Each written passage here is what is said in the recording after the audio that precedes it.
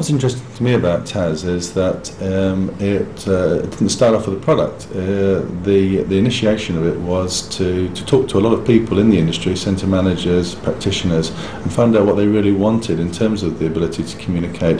And only when there was a good brief based upon very solid practical advice did they then start to create the product. And TAS was built upon modern technology, an IP platform, which does mean that it has a capability of interacting with other applications and systems in a very easy manner.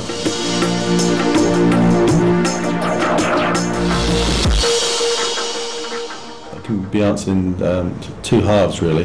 There's the operational benefits, where improved communication between centre staff and retailers adds tremendously to the efficiency of the utility of the staff. I think that an awful lot of information does have to go to and fro between the centre management team and the retailer, and historically that did mean lots of people visiting lots of retailers, doing a fairly low value activity, just passing bits of paper, getting them signed for.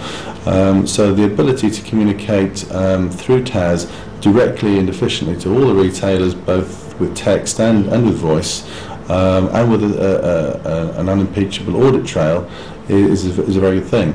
I think the other side is the more commercial side of things, the ability to collect information from retailers, the ability to give retailers information, and that information could be very valuable to improve performance. Especially if a retailer is undertaking a promotion. Certainly with other tools that are available, pedestrian counting, etc., etc., those figures can be analysed and see just how effective that particular promotion has been. I think like the Holy Grail will be looking at the overall footfall of the centre, then looking at how many people are going into the store, and then to measure off the overall sales, to measure, so that if the promotion's going on, you'll be able to see exactly as a percentage from the overall footfall to the sales, to the, yeah.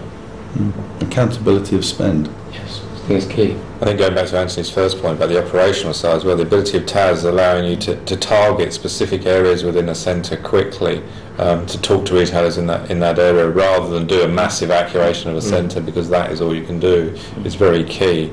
Also, it allows you to talk to retailers and staff discreetly when there is a situation starting to develop. But also, say, provide you the full audit trail post the incident to say, well, no, actually, we did perform as we should have performed, and we did carry out the necessary. But also an audit trail during the incident. If you don't know whether someone has received that piece of information, then you've almost no choice but to send an individual to that store. I think that if you know That's during the key, incident that someone has or has not responded, then that can tailor your response a lot more efficiently.